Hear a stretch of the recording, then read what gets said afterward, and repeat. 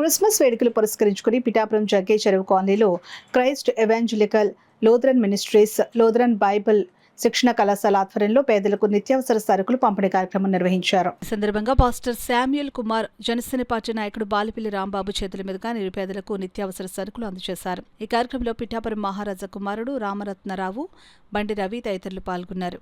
మన గొడవ సెంటర్లో ఉన్న చర్చిలో శామ్యూల్ పాస్టర్ గారి ఆధ్వర్యంలో లోదరి మినిస్ట్రీ వారు ఒక 50 మంది నిరుపేదలకు 10 కేజీల రైస్ మూట, 1 కేజీ ఆయిల్, కేజీ కందిపప్పు ఇవ్వడం జరిగింది. అలాగే ఈ పాస్టర్ గారు ప్రతి సంవత్సరం క్రిస్మస్ వేడుకలు ముందు నుంచి కూడా ప్రతి పేదవారిని గుర్తించి వాళ్ళకి ఏదైతే నిత్యావసర వస్తువులు ఉంటాయో లేకపోతే వస్త్రాలు ఉంటాయో అన్నీ కూడా వాళ్ళని సంఘ సభ్యులందరికీ మరియు ఇతరుల కూడా పిలిచి ఆయన ప్రతి సంవత్సరం ఇలా ఇవ్వడం జరుగుతుంది.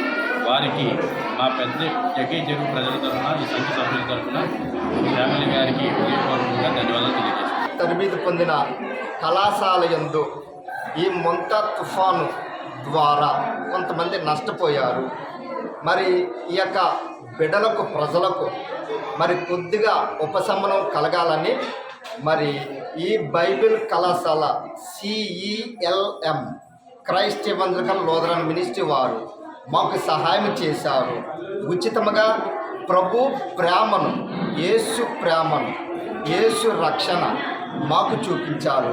వారిని ఇదిగో సమయంలో నాయకులు బాలిపల్లి రాంబాబు గారు మరియు ప్రియతమ నాయకులు రవి గారు, మరి పిఠాపురం మహారాజు గారు ఇందులో పాల్గొన్నారు. ఈ మాటలు ఇంతటితో ముగించు.